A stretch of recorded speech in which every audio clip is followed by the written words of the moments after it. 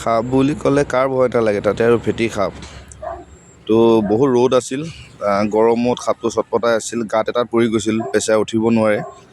তো বেয়া লাগিল, যিহেতুকে জীৱ তাতে আৰু বিষাক্ত। আমাৰো ভয়, কেনেকৈনো উঠাওঁ।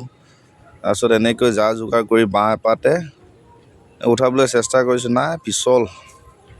বাঁহ এপাতে উঠাবলৈ চেষ্টা কৰোঁ, পিছলৰ কাৰণে যিহেতুকে ফেটি সাপ, তাৰ খংটো এনেও বেছি। দেখিছেনে কেনেকৈ ফেট, দেখিছেনে কেনেকৈ ফেট তুলি আছে।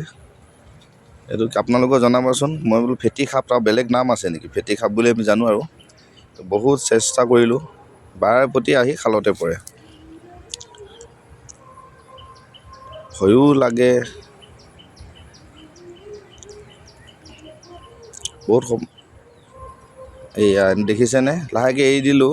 গাঁত এটা আছিলে, গাঁতত সি তাতে থাকে, সেই গাঁতটোতে সোমাই গ'ল। কি কৰিব, নিজৰ স্থানটো হ'লেও উদ্ধাৰ কৰি দিলোঁ, জীৱটো বাচিলে আৰু। পিছত যাবগৈ আৰু কেনেকৈ যায়।